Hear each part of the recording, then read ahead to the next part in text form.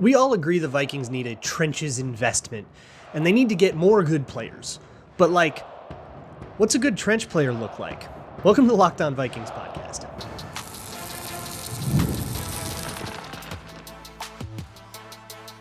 You are Locked On Vikings, your daily Minnesota Vikings podcast, part of the Locked On Podcast Network, your team every day.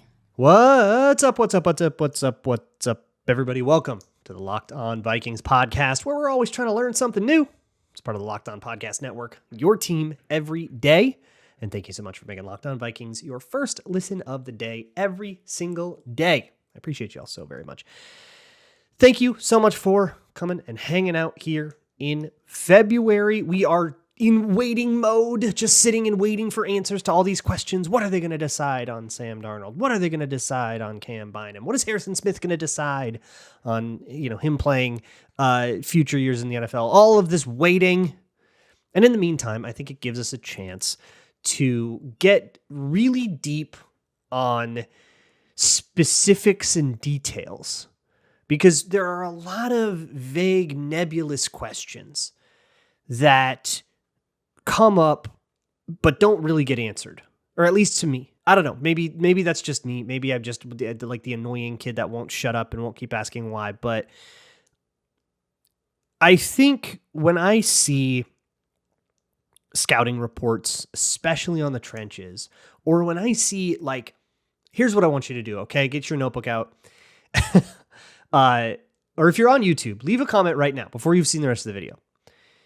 What do you think the Vikings need in the trenches? Not they need a better player. Don't tell me they need a guard. Don't tell me they need a center. Tell me what kind of player they need. What about that player do they need to look for? What should they look for in a player they are looking to add in the trenches? Maybe that's the way to put it. Vote now on your phones. And whatever you wrote down, I want you to circle back for it and ask yourself if you were specific enough at the end of the show. That's the goal. And I kind of want the answer to that to be no, and for you to want to be more specific from here on out. That's the goal of the show. So when we answer this question, for me, I expect a lot of the answers to be stuff like mean streak, right? Where we need, anchor, where we need strength in the trenches, power, kind of the vague concepts. And maybe, I'll hear something about they need to add weight, right? That Garrett Bradbury's too light of a guy. That's probably the only guy that applies to. Reisner's okay weight. Blake Brandel is big. He's a tackle-sized guy. And so on the interior especially, I don't think anybody's got any problem with the tackles. And on the defensive line, people are probably saying pass rush. We need pass rush. So what I want to do today is go over what we want to look for when we get those things. I'm going to kind of guess as to the answers. And I want to more clearly define what those traits are in a way that you can look at a given O-line play and say, yeah, he's got it on that one, or no, he doesn't have it on this one, and here's why. That's where I want to be. So where should we start? Let's start with D-line. So on the interior D-line, it's really important to set a proper expectation on a given D-line. We'll say pass rush play, run defense. I think most people either just don't care about run defense and whatever, and so you're not going to make opinions. And so I guess whatever, you're just going to stay out of that conversation. And are mostly looking at pass rush when it comes to what we need from the D-line. And I think most of the disappointment in the Vikings D-line is in the fact that they didn't get any interior pressure, right? We want interior pressure. The run defense up front was actually phenomenal for most of the year. So we're talking mostly about pass rush. And there's two main things I want to focus on with pass rush. One is a first lateral step, okay? That's put that one in bold. First lateral step. The first lateral step is vitally important to what the Vikings do specifically, which is very stunt focused. And it's probably worth mentioning that that's not a Flores unique thing. It's a 3-4 thing. It's a Belichick tree thing. And if and when Flores departs for a head coaching job, which Isn't going to be this year, by the way. Now, official with Kellen Moore taking the Saints job. We're out of head coaching jobs. Brian Flores is staying, but he wasn't in that one anyway, so we've known for a while. But let's say he leaves next year and they got to replace him with somebody. It's probably somebody off the same tree, whether it's somebody from this staff or it's, bringing in Gerard Mayo or some longtime Belichick assistant that runs the same, I'm going to say the same system. It's not going to be the same as the Flores stuff, but it's going to have the same terminology, the same front structures, the same sort of language, and they just write different sentences in those languages. And it all relies a lot on stunts. So even in the post-Flores world, we're still probably going to rely on stunts a lot. And therefore, I think when you're looking at the draft or long-term free agents, that first lateral step is really important. It's important in the run as well. The Vikings really like to slash their run defense. So that means that your first step is going to be lateral, either with the action or against the action. So like if it's zone, this is really important against the Lions, by the way. If it's zone, let's say it's zone to the left, you're going to step to the left with them if you're slanting with the action. And that means you have to have a really quick lateral first step. You have to get off the ball and get moving laterally really, really fast to keep up with that zone action, or else everybody gets their reach blocks. Or if you're slanting against that action, you probably are going to need to get across two gaps at a time. And yeah, you're going kind of against the grain, so those gaps are moving the way you want them to, and it's going to be easier, but you still got to have that lateral quickness. In the pass rush, especially on the interior, here's the kicker of these Belichick defenses. Unless you have a dude who's the dude, and there's probably not a lot of those guys in the league on the interior. There's like Chris Jones, Dexter Lawrence, and like two more. Like I'm not thinking comprehensively of the entire league, I'm sure, but there's like probably you can count on one hand the amount of guys of that caliber that are true pass game problems that everybody game plans for that are on the interior. For the most part, interior linemen are like Harrison Phillips. And I do want to caution us, I guess, to not get too insulated as Vikings fans where we see the interior not getting pressure. And then, you turn on the TV in the Super Bowl and you see it happening for the Eagles. Well, the Eagles are one of the few teams that can do it consistently, like ever. And it's a great goal to go for, but the Vikings aren't 29th in the league in this, okay? Everybody sucks at it. So the Vikings use stunts. And so guys like Harrison Phillips, Jonathan Bullard, Jerry Tillery, Jalen Redmond, all those guys in the pass rush are role players. And the way that pass rushes are designed is not meant for all 4 or 5 players in that pass rush to have an opportunity. If you're doing that, your pass rush sucks. This is more of a philosophical thing, but this is the kind of discussion we get to have this time of year, that a pass rush should not be made for all 5 guys to just pin their ears back and go. It's just too easy to pick that up. Okay, if you're coaching high school ball and you've got guys that are, all 25 pounds heavier than the guys across from you, or if you are coaching at Ohio State and you're playing Bowling Green real quick and you're going to hang 60 on them, yeah, then you maybe don't have to do anything. But for the most part, the more efficient, more successful pass rushes funnel through an opportunity. What that opportunity is, whether it's a glitch in the protections you think you can take advantage of, a matchup you think you can take advantage of, whatever it is, that is going to get you more consistent success. And when it comes to interior pressure, I also think as Vikings fans, we are very used to seeing L's on the interior from guys like Ingram, or go all the way back to Dozier, Drew Samia, Tom Compton, Pat Elflein. This is like long history of these disasters on the interior. So I think we have gotten it in our heads that like everyone's really good at rushing the interior pass rusher. Like, no, Dalton Reisner just got walked back by like a 6th round guy. Like that just has something that is a problem we got to deal with. That's a us thing, not a everyone thing. So we'll talk about what that needs to be as well, and what a mean streak means and all that. But first I want to talk about what a pass rush means and what we need to be expecting from a guy on the interior. That'll be next on Locked On Vikings. Today's episode of Locked On Vikings is brought to you by FanDuel, America's #1 sports book. The NBA is in full swing, and when the game tips off, there's no better place to get in on the action than FanDuel, America's #1 sportsbook. With FanDuel, you can place live bets throughout the game. So even if you miss the opening tip-off, you can probably get the same lines 2 seconds later. You just got to go to the live betting part, and that's where you can find live game updates, stats, and all of the different updating lines as they shift and move throughout the flow of a game.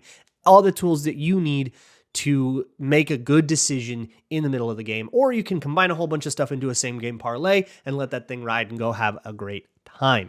For me, FanDuel is a great way to help get into stuff that I'm not otherwise into. I don't watch a lot of basketball, but if I got a parlay going, then maybe I'm going to pay a little more attention. Whatever it is for you, new FanDuel customers can get $150 in bonus bets if your first $5 bet wins.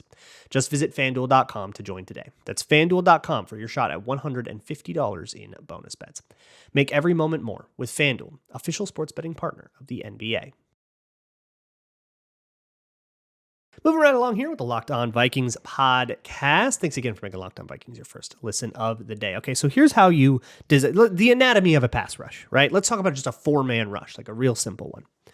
4-man rush, we'll talk like super 4-3 terms, right? Let's say this is Vikings, nickel personnel. So they've got Jonathan Grenard, Van Ginkel on the edges. They've got Harrison Phillips and let's say Bullard on the inside, right? There's your 4 guys. And typically, you're going to have a focal point on a given pass rush. It's not going to be the same guy every play, but let's say it's Jonathan Grenard, because that's mostly who the guy was for the Vikings. He's the focal point. He's the guy that they funneled their one-on-ones to. They set that up. The most extreme example of this is the Lions with Aiden Hutchinson when he was healthy. Was every single rush did go through him. And that's kind of unique to them because they didn't really have other dudes who were their dude. And so every single rush was designed to isolate Aiden Hutchinson. Aaron Glenn found every single way under the sun to isolate Aiden Hutchinson. And if you want to find different ideas for how to isolate your one stud pass rusher, look at the Lions, pick a random play, you're going to find them isolating Aiden Hutchinson. And the way you do that is you slant things, you stunt guys, or you just tell people gaps, right? You don't necessarily need to have some ridiculous looping crazy stunt. You just need to say, hey, you're rushing the A-gap in this one. You cross the guard's face. And if you cross the guard's face, that guard must take you because that's the pass pro rule.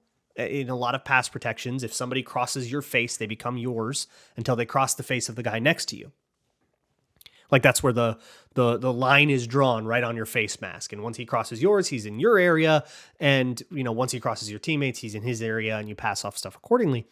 So you weaponize that by crossing someone's face mask, forcing them to be with you, and then going and attacking the gap that vacates. There is nothing that guard can do. Outside of breaking his own rules and freelancing and getting yelled at and causing way worse problems, there's nothing that guy can do. So that isolates a guy, right? And it gives him a two-way go is the phrase I'll use for it. That means that in that situation, let's say you've got Jonathan Bullard next to Jonathan Grenard. He crosses that left guard's face, and Jonathan Grenard's now rushing on the left tackle. He can go outside or he can go inside. And in an ideal world, you've peeled the guard away so there's a whole bunch of space. Now he can go do whatever he wants, right? For Bullard, in this case, you're never making the play, Jonathan Bullard. We know. You're not supposed to make the play. If his guard pulls away from the tackle a lot, Jonathan Bullard did his job. And when this is a bit of a follow-up to a conversation that we had on the Minnesota Football Party on Monday about D tackles, and I kind of caped for Bullard because I think Bullard's good at this. I think he's good enough at this, and I think just about everybody can do this, so it's not a differentiating factor for Bullard. But what Bullard can do is push the pocket, and that's another big one, right? If you're a D tackle and your job is to just occupy the center, we'll go bull rush the center and try to walk him back, right? Try to collapse that pocket, remove space, and do that. And I thought Bullard was really, really, really good at that. Like he was very often the deepest guy in the pocket, like deeper than the edge rushers who are trying to go up and around. Like he was smoking people and causing a lot of pressures that way. So that's why I'm like really big on bringing Bullard back. And I believe that he just comes back and is a starter and you're not even really questioning it unless you have like Harrison Phillips and you bring in like a BJ Hill or like a bona fide like star up front. And then it gets a little bit muddier there. And that'd be a great problem to have. But that's the anatomy of a pass rush. The point that I have continued to make on Locked On Vikings, and it's something that's so important to understand on the D-line, is that D-line very often asks you to be unselfish, to sacrifice yourself, and like just destroy your chances at getting a stat for the greater good. And it's not that there are players that like aren't willing to do that, right? I think if you're unwilling to be a crasher on a stunt or to cross somebody's face so your teammate can get this, you're probably not going to be at this level. And once you're at the pro level, we've weeded out all the people that are too selfish to be like willing to do what the coach asks or be part of a grander team, right?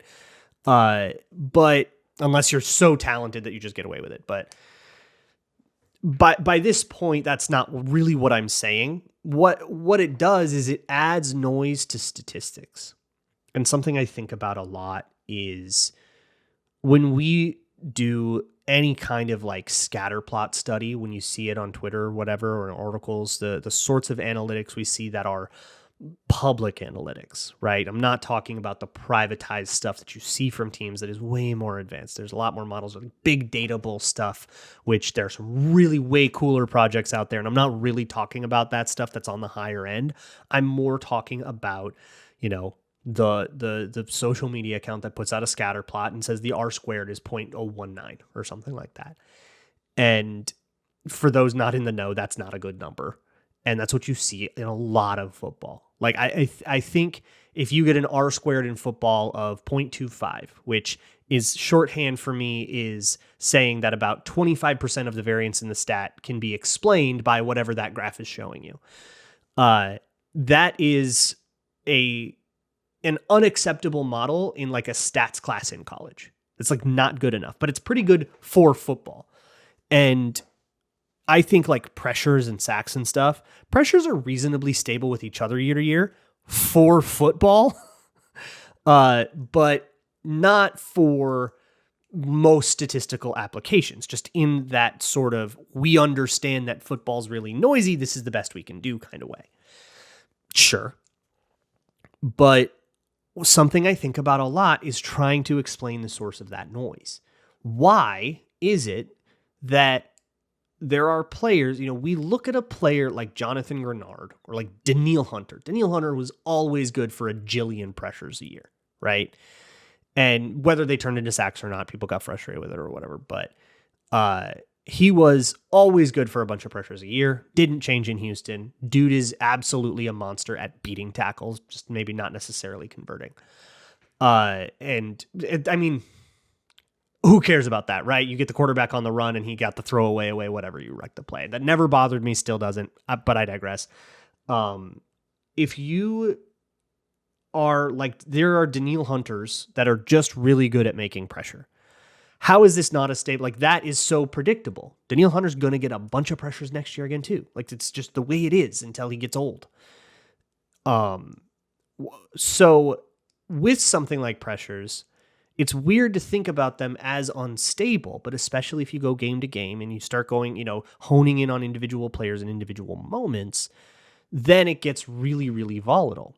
Because depending on the matchup you liked, and the guy you played this week, if that team has a really bad guard and two really good tackles, you're going to completely change your approach, and the guy that usually is getting a lot of pressure might be sacrificial a lot more this time.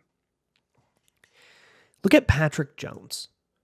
Patrick Jones had a career year this year. And when he went in, whether it was Zimmer or Donatel or Flores, he's played under all three, he did a lot of dirty work. Oh, did he do a lot of that? Just crash down. Just go occupy the tackle because we like this guard matchup and we're going to try to get a two-way go for the guy on the inside. whatever it is, he was very rarely the focal point. And what was so cool about the start to his season was that he wasn't the focal point, and he actually won some of those reps, even though the pass rush was putting him in a situation where he was probably going to end up in a double team with a center and a guard in like a NASCAR package, right? Where he's, standing over the middle, and he was going to be in a double team, and he just beat it.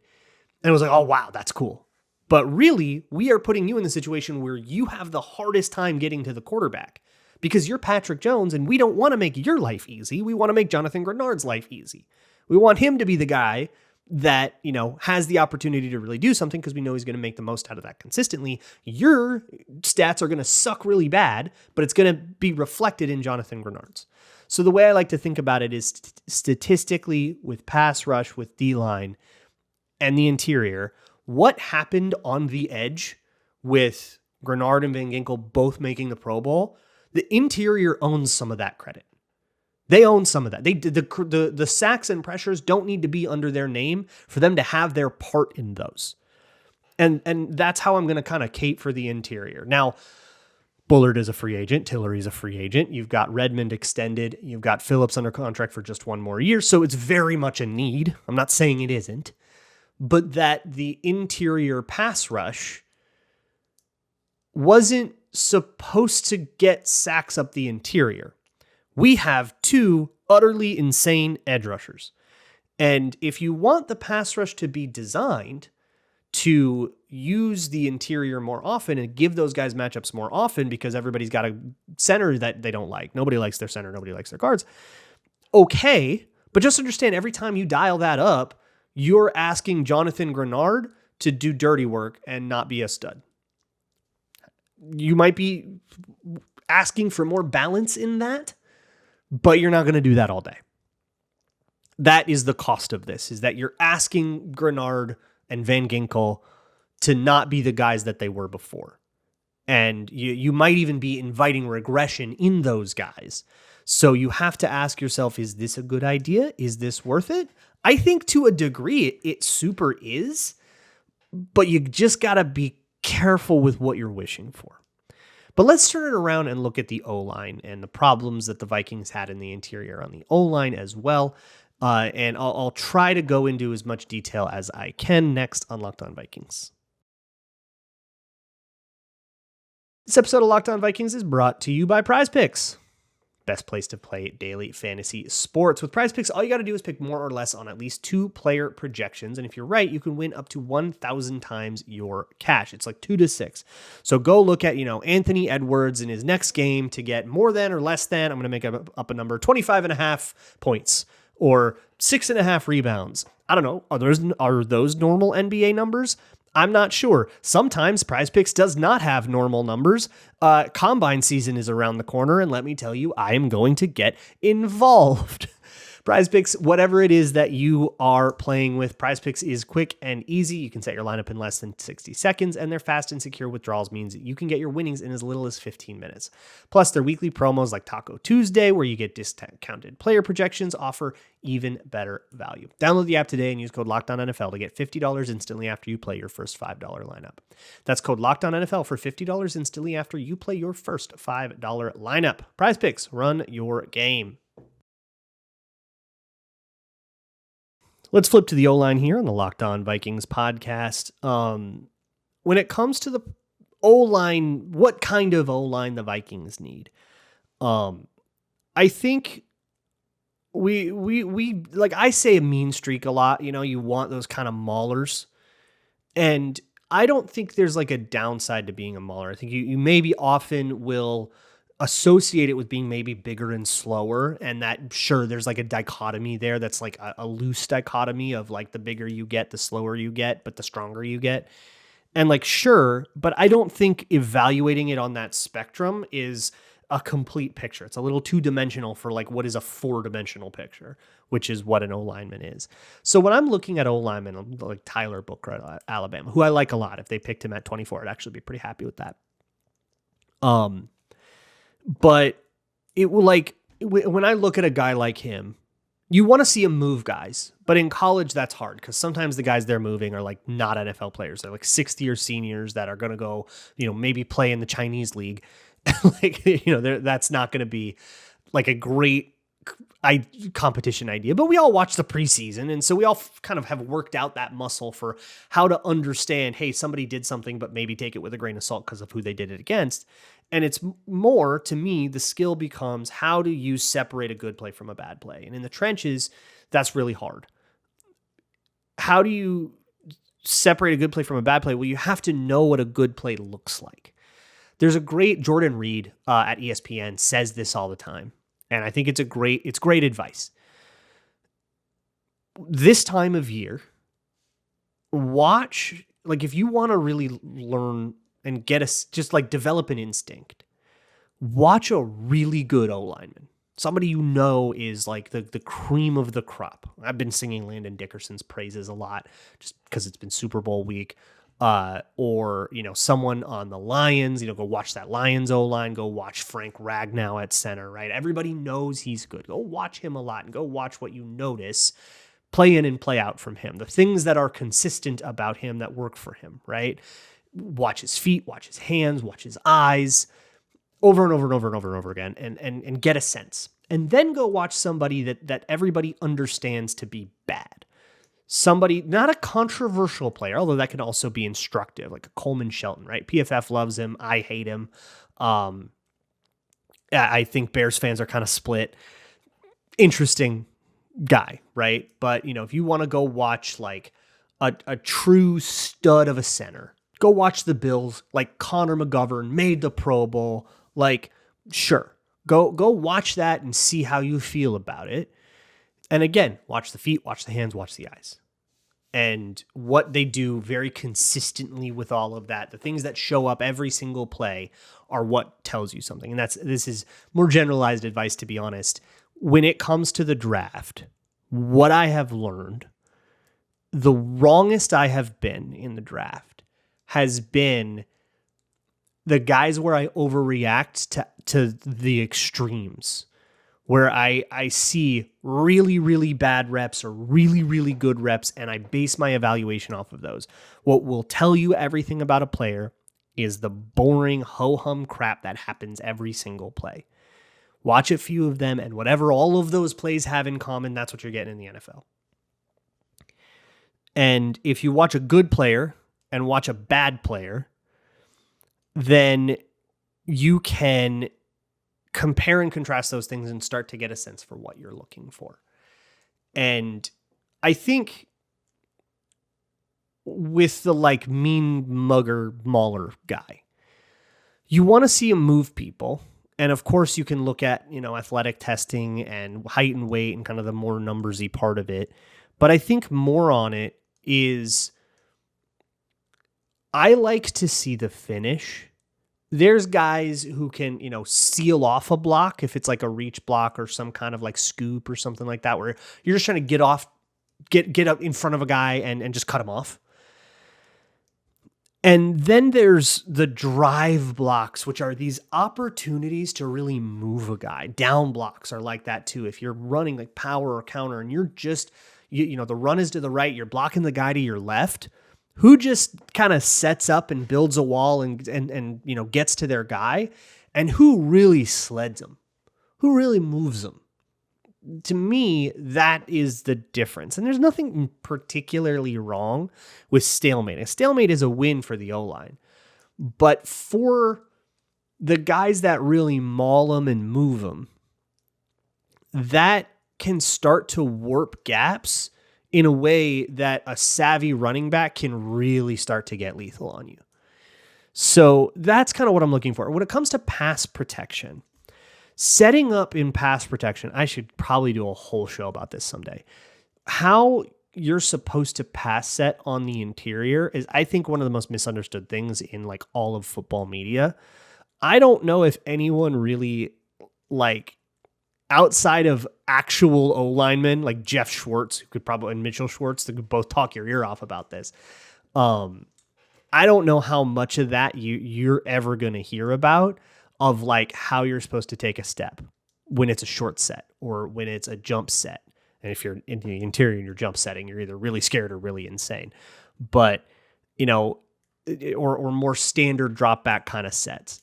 How, you know, when a guard should kick slide, which is like sometimes. I think Ed Ingram was a really consistent guard. So much so that some of his tendencies got predictable and exploitable and then turned into a problem.